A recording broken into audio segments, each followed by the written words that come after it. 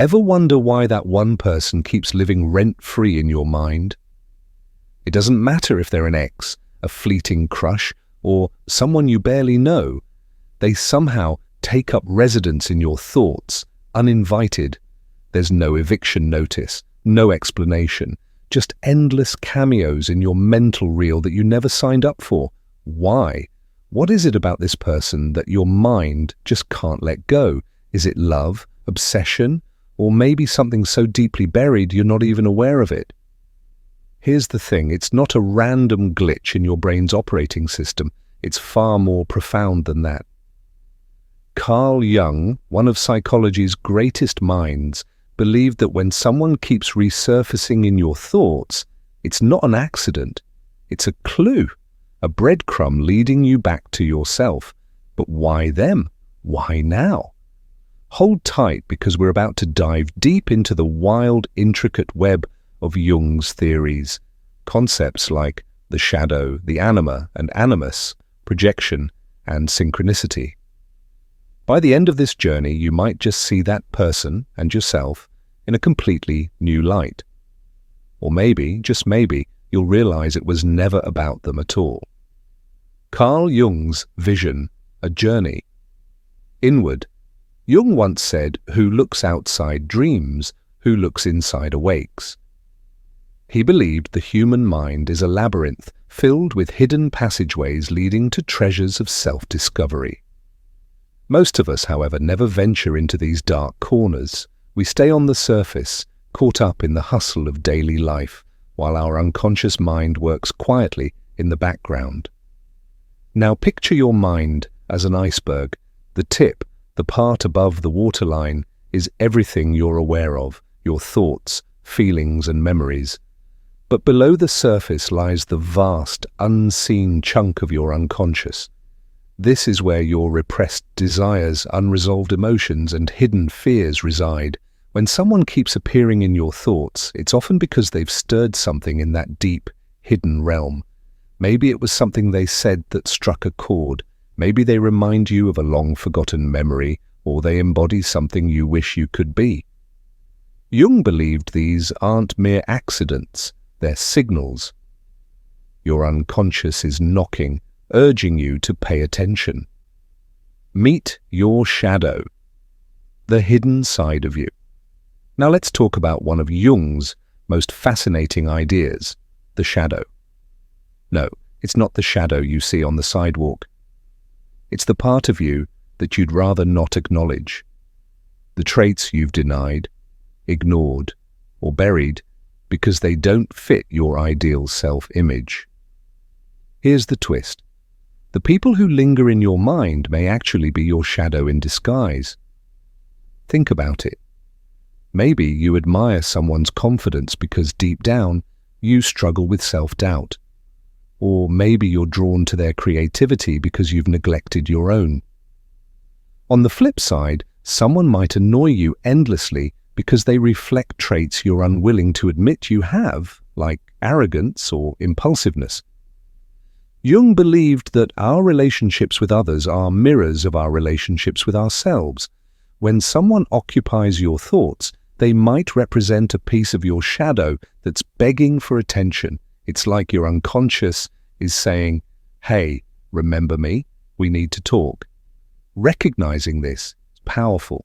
Instead of obsessing over why you're thinking about them, start asking, what part of me are they reflecting? And how can I grow from this? The shadow isn't something to fear, it's something to explore. As Jung wisely noted, one does not become enlightened by imagining figures of light, but by making the darkness conscious.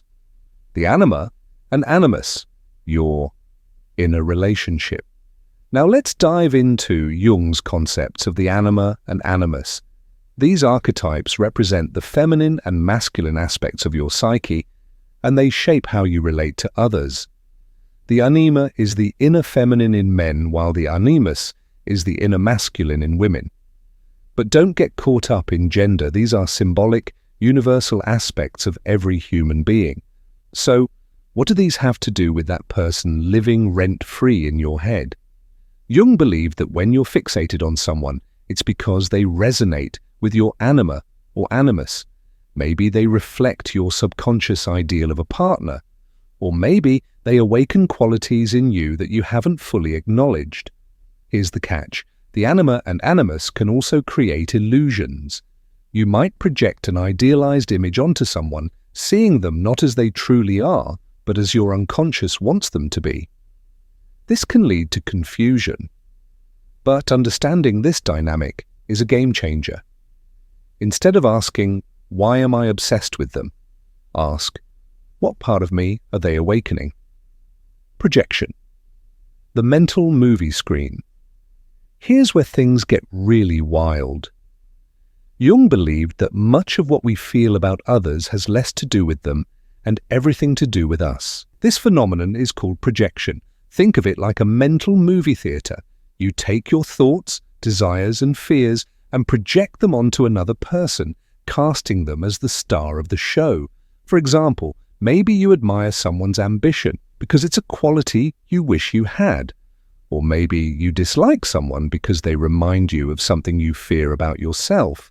The tricky part? Projection feels real. It's easy to believe that your feelings are about them when, in reality, they're a mirror reflecting back parts of yourself. But here's the beauty. When you catch yourself projecting, you can stop and ask, what am I really seeing here? What does this say about me?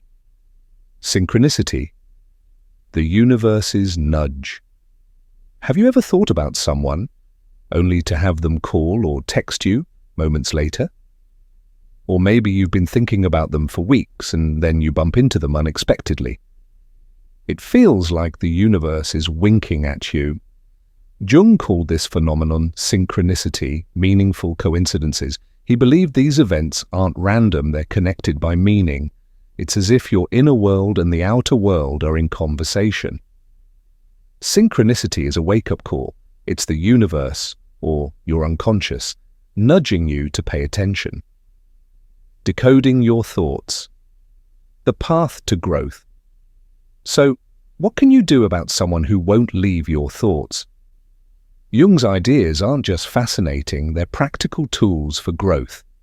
Reflect. What emotions come up when you think about them? Are you inspired, frustrated, or drawn to their sense of adventure? Analyze.